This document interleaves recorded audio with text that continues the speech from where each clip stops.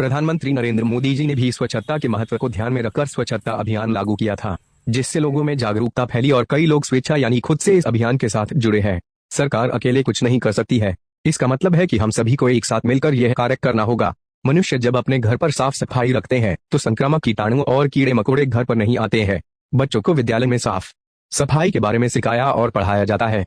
अन्य शिक्षा संस्थानों जैसे कॉलेज और विश्वविद्यालय में विद्यार्थी स्वच्छता से संबंधित कई प्रकार के कार्यक्रम करते हैं ताकि लोग स्वच्छता के प्रति जागरूक हो। घर की स्वच्छता से बच्चों को भी सीख मिलेगी कि वह अपने आसपास के स्थानों को साफ रखे। बच्चे अपने बड़ों से सीखते हैं। स्वच्छता रखने से मनुष्य का मन और मस्तिष्क खुश रहता है और हर कार्य में मन लगता है। स्वच्छता एक क्रिया है जिससे हमारा शरीर, दिमाग, कपड़े, घर, आसपास और कार्य क्षेत्र साफ और शुद्ध रहते हैं।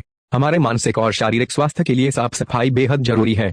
अपने आसपास के क्षेत्रों और पर्यावरण की सफाई सामाजिक और बौद्धिक स्वास्थ्य के लिए बहुत जरूरी है। स्वच्छता का तात्पर्य है अपने घर, पर्यावरण और आसपास में साफ सफाई रखना, खुद को शारीरिक तौर पर साफ रखना। स्वच्छता जिंदगी में बहुत आवश्यक है।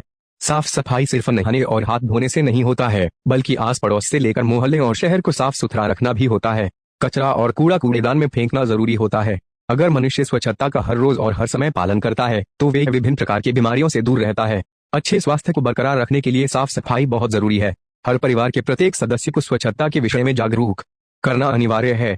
सबसे पहले बच्चों को स्वच्छता के बारे में समझाना होगा। वायु, मिट्टी, जल प्रदूषण को सिर्फ मनुष्य नियंत्रित कर सकता है।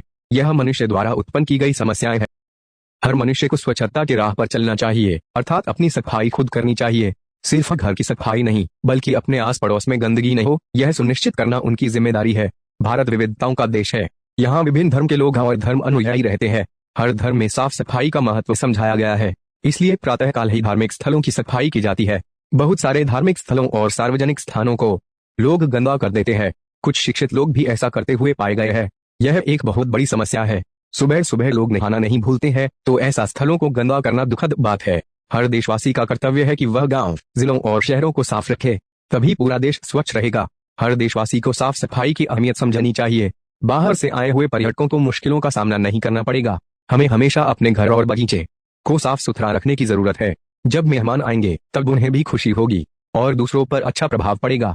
स्वच्छता सिर्फ तन से ही नहीं बल्कि मन से भी जुड़ी होती है। स्वच्छता से मनुष्य एक सभ्य और रोग मुक्त समाज का निर्माण कर सकता है। प्रदूषण को रोकना भी अनिवार्य है। वायु और पर्यावरण हर दिन अस्वच्छ हो रहा है, इसका ध्यान भी रखने की जरूरत है। गंदगी से पानी भी प्रदूषित होता है, यह सरासर गलत है। लोगों को कूड़ा, कचरा, प्लास्टिक के बोतलों को सही जगह यानी कूड़ेदान में फेंकना चाहिए। अगर प्रत्येक इंसान सचेत हो जाए तो एक स्वच्छ समाज का निर्माण मुश्किल नहीं है।